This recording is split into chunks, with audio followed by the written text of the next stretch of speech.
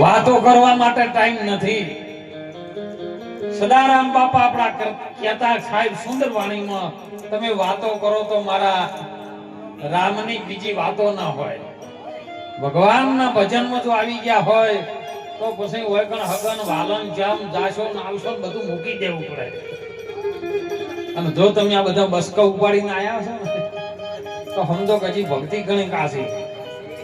તારા માથે બાપના પોટલા ઘણા, તારા પોટલા બધા ઉપાડીને આયા છો ને ઘડીવાર માટે મૂકી દેજો તો જ કલ્યાણ થાય ને નહીં થાય. સુંદર વાણીમાં ખૂબ ખૂબ સુંદર રજૂઆત કરી છે. ગંગા સત્યની ખૂબ સરસ વાણીઓ આવી, ભેદી વાણીઓ સરસ થાય. અને જયારે ભેદી વાણીઓ આવે ને ત્યારે અમને આનંદ થાય છે. હું અને મારું આ બે વાતો આવી હોય. શબ્દ જોજો, ખાલી શબ્દમાં જ છે બધું. આ બધી માયાજાળ છે ને શબ્દની છે, પણ એ માયાજાળ સંતો તોડી નાખે. શબ્દ ન રસાય, કારણ કે શબ્દ અક્ષરમાં ના આવે ને અક્ષરાતીતની વાત છે. મુખે કહું તો જેનું માપ ના આવે, ઇન્દ્ર કુબેર ભલે ને વેદ વંચાવે. ગુરુજીના ગુણનું શું ગાવું, મુખે કહું તો માપ નો આવે. ગમે એટલું કહીએ ને તો એનું માપ આવે એવું નથી. એ અમાપ છે ઈ વાત, એ ગુરુ મહારાજના ઘરની વાત. સુંદર સાખીમાં બધાની વાત કરી. એક સાખીમાં સત્સંગ કરવું હોય ને તો આખી રાત નીકળી જાય. રાજા ચારણ ની વણિયાન ચોથી નાનકડી નાર, આ ચારણ ભક્તિ લાગે ને લાગે બેડો પાય. રાજા ન લાગે ભક્તિ કોઈ દાડો. તેમાં કીધું જ્ઞાતિ જાતિને છોડીને તમે આવો મેદાનમાં, અભિમંતજી આવો મેદાનમાં. આ બધી વાતો સંતોની છે. રાજા હોય એનો અહમ ભાવ ન મેલે અને ચારણ ન મૂકે. ચોથો વણિયો ના મૂકે, કારણ કે વણિયાને ધંધાની પડી હોય. અને એક બેન્યો ન મેલે વાતો. તમે ભજનમાં ના પાડો ને તો એ વાતો કરવાના. અને જો સમજી જોઈને જો વાત સંતની પકડી લે, જો કદાચ એ ગુરુ મહારાજનું વચન એના હૃદયની અંદર આવી જાય ને, યાદા નથી નડીન સાહેબ ભગવાનનું ભજન કરી લીધું અને આખું ગુજરાત ગોડું કર્યું સાહેબ. એવી મીરા તોરલ શબ્દ લાગી ગયો ને સાહેબ, તોરલ જેવી સતી થઈ ગઈ, રૂપાદે જેવા સતી થઈ ગયા, લોયણ જેવો સતી પાકે. મેનાવતી એક પોતાના દીકરાને હે બોણલોખ માળવો મેલાવી, જેને ભજનનો એક અલગ જોડી પહેરાવી અને જેને ભગવો ધારણ કરાવનારી માં શક્તિ પ્રગટ થાય સાહેબ. આ જેવી તેવી વસ્તુ નથી. એટલે મહાપુરુષો કે છે, સંતો કે છે, સાખી માઈ તો કે ગુરુ ગોવિંદ દોનો ખરે. હવે વિચાર કરજો, ગુરુ ને ગોવિંદ બે સીધ નહીં. एक नजर दो आंख है और एक शब्द दो कान. गुरु और गोविंद दोनों एक है तो जाग सके तो जाग. है बे ओखो खरी पण જોવાની દ્રષ્ટિ એક જ. બે કોણ ખરા પણ હોભળવાનો શબ્દ એક જ. કોઈ પણ બોલે તો સંભળાય એક જ કહેતી. ઈ ગુરુ ને ગોવિંદ એક છે, તું જાગ સકે તો જાગ. પણ ભેદ વાત વાણીમાં આવી હતી સાહેબ કે તારી આત્માને ઓળખ્યા વિના લક્ષ 84 ના મટે. આ બધી ભ્રમણાઓ ભાગ્યા વિના ભવના ફેરા. હવે આપણે વિચાર કરવાનો, ભ્રમણા એટલે શું છે અને બ્રહ્મ એટલે શું છે. હે પેલા તો આપણે આપણને ઓળખવાની વાત તો જુદી. બ્રહ્મ એટલે શું છે, બ્રહ્મનું શું રૂપ છે, એના સુધી પહોંચવા માટે વચ્ચે એક કેડો છે, સદગુરુ છે. અને સદગુરુ જો તત્વજ્ઞાની હોય ને તો જ એનો ભેદ બતાવી. નહીતર આ લે આજ તું મારો બનો ચેલો ઉપર ઠેલો કરું, તને ટીલું થાય મારું લીલું. આવા ગુરુ કલ્યાણ ન કરે. આખા ભગત ને આવા તો મળ્યા હતા ગોકળનાથ બાપુ. બાઉ ફર્યા ને ગોકળનાથ ને ગુરુ કર્યા ને ગોકળનાથે ઠેલું પકડાયો સાહેબ. અસંખ્ય ફર્યા. જો તત્વજ્ઞાની સંતો બેઠા હતા ને, એ સત્સંગ શરૂઆત થઈ ને એટલે કીધું કે આખા ભગત ગુરુ મહારાજ તો કરાયા, ગુરુ તો ધારણ કર્યા, પણ તમે કોણ? જો એક વખત હનુમાનજી ભગવાન ભોળાનાથ પાસે ગયા. અને પ્રણામ કર્યા. હે દેવો દેવ મહાદેવ પ્રણામ કરું છું. એટલે ભગવાન ભોળાનાથે ઓપ ખોલીને કીધું કે કોણ છે તું? એટલે હનુમાનજી કીધું કે હું હનુમાન છું. એટલે ભગવાન ભોળાનાથે કીધું મેં તારું નામ નહીં પૂછ્યું, તું કોણ છે? કે મને ના ઓળખ્યો પ્રભુ? હું અંજની અને પવનનો પુત્ર છું. કે મેં તારા મા બાપનું નામ નહીં પૂછ્યું, તું કોણ છે? કે બાપુ હું વાનર જાતિનો. કે મેં તારી જાતિ નહીં પૂછી, તું કોણ છે? એમ આખા ભગતના સંતોએ કીધું તું કોણ? એટલે આખો ભગત કે આ તો મારું બધું હજી મને ખબર નહીં. અને ત્યારે આખા ભગતના હૃદયની અંદરથી એક શબ્દની સાંકળી ઉપડી કે ગુરુ કર્યા ગોકળનાથ ને ગંધા બળદ્યાન વાળી નાથ. તમારું ધન હરી લે પણ ધોકો ન હરે એવા ગુરુ કલ્યાણ શું કરે? અને એટલા માટે ભારતના સંતો આપણને જગાડે કે ગુરુ ગોવિંદ દોનું એક હે. તું જાગ શકે તો જાગ, આમાંથી જાગ તું ડબકું કર. ભજનમાં નતું આવ્યું દિલ દરિયામાં ડૂબકી મારો અને મોતી લ્યો તમે. એ મોતી જેવું સાહેબ કે મોતીનો કલર કોઈ ના કહી શકે, કારણ કે વાણીમાં આવે એવું નથી. નિરાત મહારાજ ના પાડે સાહેબ. નિરાત મહારાજે અનુભવ કર્યો. નિરાત ધારા ખોટી નહીં હો. રસ્તો હાઈવે બનાવ્યો હોય પણ તમે ગાડી હરખી ના હેડાડતી તો ડ્રાઈવર નો હોય, રોડ વાળાનો નહીં. તમારે ગાડી જેવી રીતની બમ્પ આવે તો તમારે બ્રેક મારવી પડે, ના મારો તો સંપરિયા તૂટી જાય. એમાં રોડ વાળાનો શું હોય? એને ધારા બનાવી છે. ધારામાં જેમ સમય જેમ ધારા આવી. અને નિરાત મહારાજે કીધું વાણીમાં આવે વણસી જાય. એ નિર્વાણી પદ છે હાથું. નામ, રૂપ અને ગુણ. જોજો આમાં નામે બાદ કર્યું છે, રૂપે બાદ કર્યું છે અને ગુણે બાદ કર્યો છે. નામ, રૂપ ને ગુણ થી ઈ ન્યારું ચોથું ઈ જાહેર પદ પડ્યું છે. તો આપણે કયા નામને હાલ વળગીને બેઠા છે એની વાત. શરીરનું જે પણ નામ વિષ્ણુ મહારાજ કો, ભ્યમજી મહારાજ કો, લાડજી મહારાજ કો, કછોપોન મહારાજ કો, એ તો તમારા શરીરનો જ્યારે જન્મ થયો માના કુખથી જુદું પડ્યું અને એ વખત તમારું ઘડેલું નામ કલ્પિત પાડ્યું છે. તો તમે એ નામને કેવી રીતના વળગ્યા? અરે એ શરીર નતું તોય હતું. તમારું શરીર નહીં હોય તોય હશે અને શરીર હાલ છે તોય છે. એ વાત અનાદિકાળથી આવતી આ પરંપરા જે ગુપ્ત વાત પડી છે. અને ગુપ્ત વાત છે ને એ મહાપુરુષોની, સંતોની પાસે છે નામ. એના શાનમાં આવે, બીજું કોઈ ન આવે. શાનમાં શાન કહું એક પાનભાઈ તમને હે.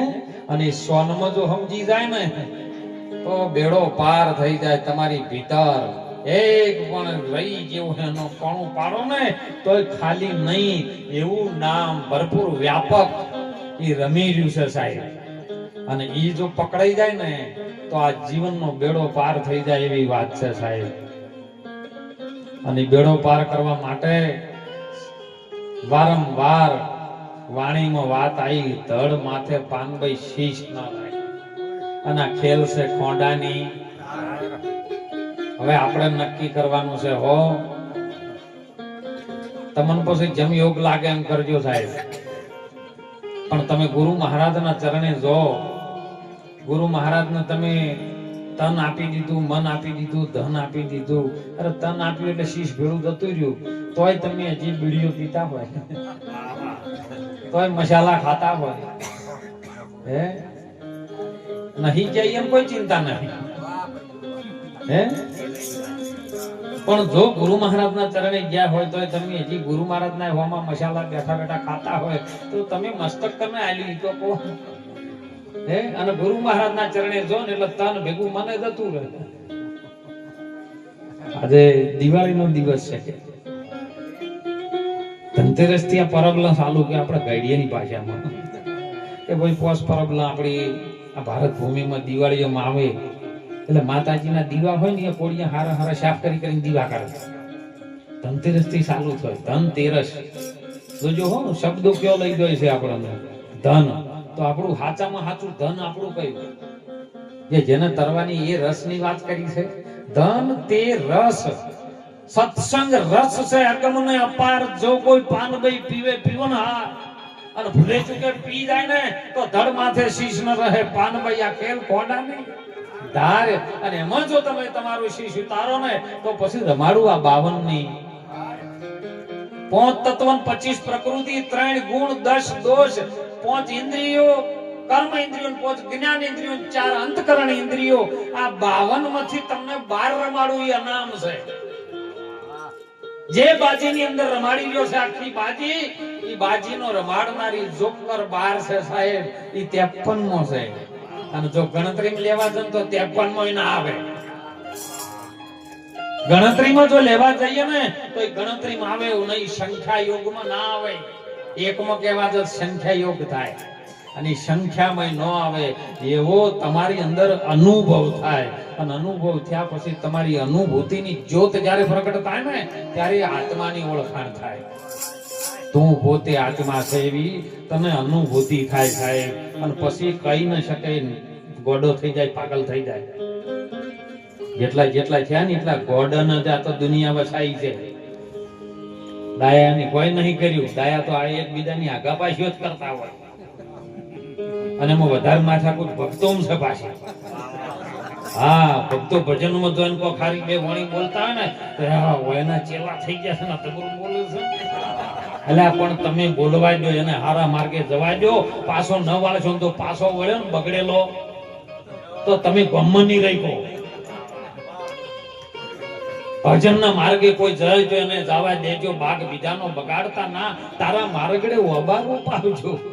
હે, કોકના ભજનમાં જાય તો જવા દેજો સાહેબ. હલો ભાઈ, આપણે સાથે મળીને ભજન કરીએ અને કોઈ વ્યસન મુક્ત કરીએ. આપણા ગામનું સુધારીએ, આપણે સુધારીએ, આપણા બાળકોને સુધારીએ. અને જો આવો ભાવ તમારી અંદર પ્રગટ થાય ને તો અભિમાન ઉતરશે, નકર નહીં ઉતરે.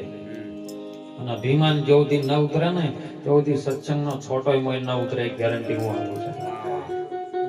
એટલે સંતો કહે છે કે જ્યારે ગુરુ મહારાજના ચરણે જાઓ ને, તન મન ધન આપી દો ને, એટલે ગુરુ મહારાજ આપણને વચન ઉપર ઉભા રાખે સાહેબ. હે, અને વચન હૃદયમાં રટવાની વાત છે. અને વદન એ વચનની ભૂમિકા જે સંતોએ જુઓ, રૂપિયા જતા હોય ને તો જવા દે, ધન દોલત માલ મિલકત બધું એના માટે કુરબાન કર્યું. અરે પોતાનો પ્રાણ કુરબાન કર્યો વચન માટે. આપણે શું કરવા શકો? હે, આપણે તો કોકનો જોડે લઈને જતા રાખા. ભજનમાં બેઠા હોય તો જોડે હું ધ્યાન હોય કે જોડો કોક ના લઈ જાય.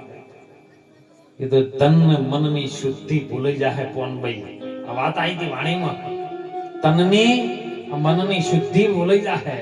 અને તન તમે ગુરુ મહારાજને આપો ને તો એ તનની અંદર એક ધન છે. આ પોચ ભૂતોના શરીરમાં એવું એક ધન છે. અને એ ધનને રટવાની વાત કરી, એની પૂજા કરવાની વાત કરી. આ તો ધનતેરસના દાડે બધા પૈસાના બંડલ મેલી પાટ ઉપર ચાલુ કર્યું. હવે કદાચ ઈ પૂજવા જાય, ધીરુભાઈ અંબાણી પૂજવા જાય, ચોક પૈસા ઢગલો ચો કરવો. તમારી અંદર જે શ્વાસ ચાલે છે ને એ મોટામાં મોટું ધન છે. શ્વાસ થી મોટું બીજું કોઈ ધન નહીં. અખતરો કરવો જ કરી દીધો. બીમાર પડો ને ડોક્ટર એમ કે પગ કાપો છે, ભાઈ 25,000 ભલે હાલવા પડે, પણ પગ કાપો પણ મન જીવાડો. હાથ કાપો તો કે કાપી નાખો, પૈસા આલો પણ મન જીવાડો. અને કોઈ એમ કે શ્વાસ જતો રહેશે તો કે 5-10 વીઘા બધું વેચી મારો પણ મને જીવાડો. જેમ શ્વાસને રાખવો છે એ મોટામાં મોટું ધન છે. અને એ ધનની તમે પૂજા કરો. એ ધન તે રસ, એનો રસ જો તમે પીવો તો તમારા માટે શક્તિ અંદરથી જાગૃત થાય, આત્મશક્તિ જાગૃત થાય. અને શક્તિ બીજા દાડે એમ કહે છે કે કાળી 14 સાધના કરો તો ઓને તમે સાધી નાખો ના ધનને. આ શ્વાસને તમે સાધો ને કબીર સાહેબ કહે છે, હો શ્વાસે શ્વાસે તું સ્મરણ કરી લે.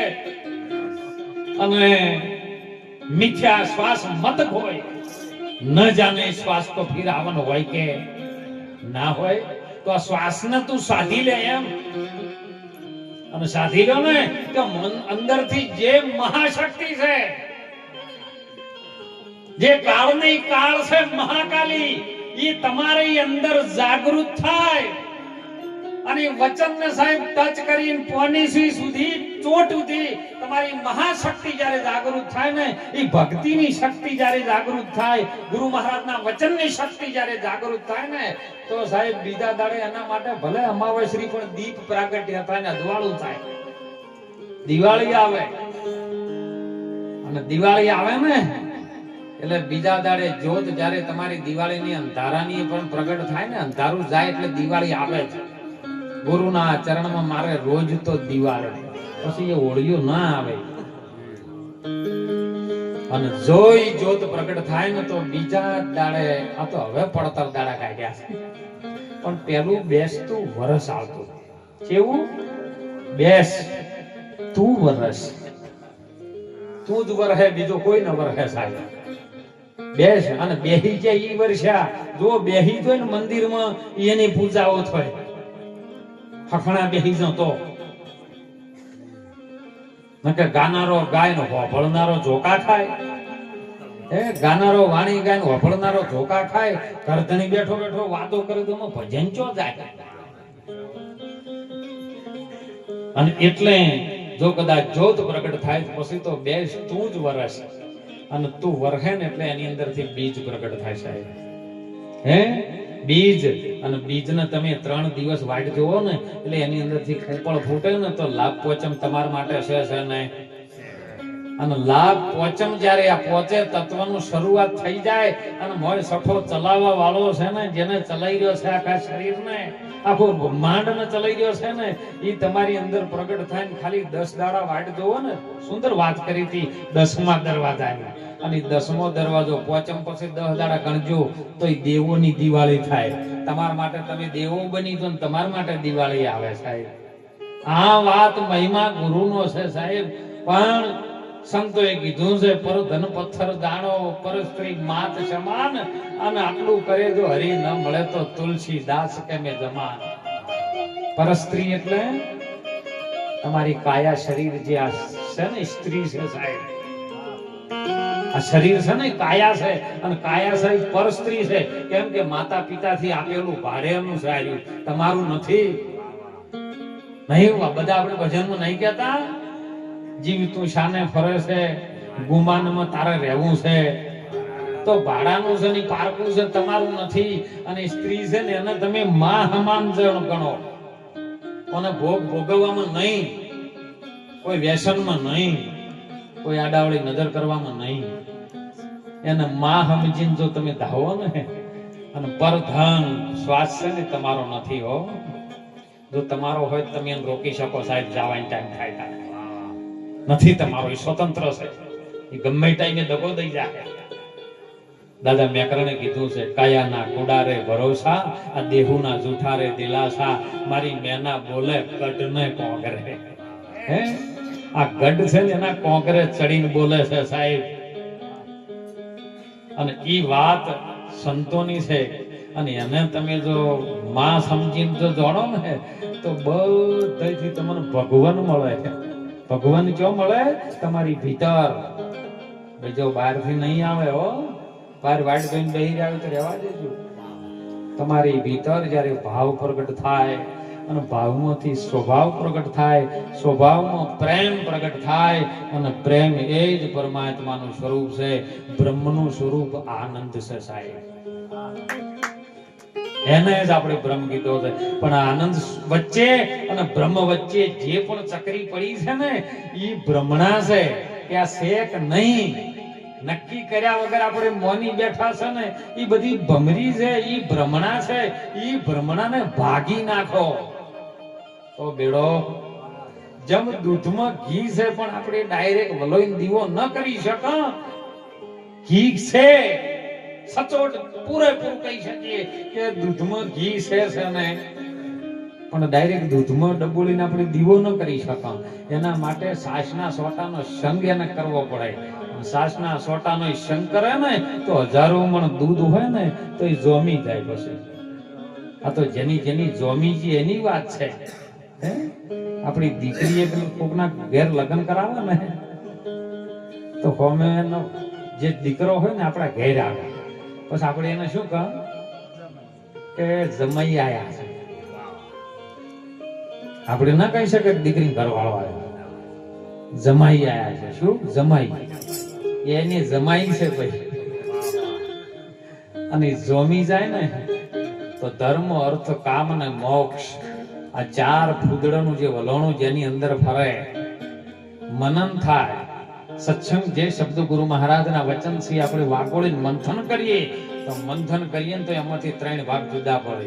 જેમ નામ રૂપ ને ગુણના 3 જુદા પડે ને એમ છાસ પોદા અને મોખણ 3 જુદું પડે સાહેબ. અને મોખણનો પિંડો તરીને બહાર આવે, કૂણો આવે, પછી એને ગમે એટલું ડૂબાડે તો ન ડૂબે ને પછી ભક્તિ કરો પતાળમાં પ્રગટ થાય. આકાશ દાબી દુબી કોઈ નાથી ન રહે, કસ્તુરી કેરી સુવાસ. તમે ગમે એટલું દબાવો તો એ ના દબાય સાહેબ. અને ઈ વાત આપણા સંતોની મહાપુરુષોની સાહેબ ખૂબ જાણજો. વિચાર કરજો આપણને માનવનો અવતાર કેમ મળ્યો છે. માતા પિતાના એક સારા કર્મ બિંદુથી બંધાયેલો શરીર. બાપાએ બીજનું દાન આપ્યું છે ને માતાએ રક્તનું દાન આપ્યું છે. એ બે દાતા છે. અને સદગુરુ છે ને મુક્તિનો દાતા છે. માતા પિતા છે એ આપણા શરીરના દાતા છે. જે બાપાએ બીજ દાન કર્યું અને માતાએ રક્તદાન કર્યું. એ રક્ત ને બીજના બંધારણથી આપણું શરીર બંધાણું છે સાહેબ. અને શરીર જો કદાચ માના કામમાં આવે ને, બાપાના કામમાં આવે ને તો કરી લેજો આ માનવ અવતારમાં. નહીતર અસંખ્ય યોનિની અંદર ભટકેલો જીવ છે. અસંખ્ય યોનિમાં હજારો પ્રકારના જીવો છે, પણ કોઈ દિવસ માને બાપને નથી ઓળખી શકતા, સગા વાલન નથી ઓળખી શકતા. અરે પરમાત્મા કોણ છે એને નથી ઓળખી શકતા. આવી વાત સાહેબ કેલૈયા પાસે જયારે આવી ને હે ઇતિહાસ બોલે છે હો. જેમ હતું એમ સુંદર પ્રેમજી મહારાજની વાત કરી હતી સાહેબ કે સંત બીજ પલટે નહીં, જુગ જાય અનંત. કર્મ સંજોગે સમય સમય અવતરે પણ રહે સંતનો. સુંદર જ્યારે પાંડવોને મહાયજ્ઞ કર્યો હતો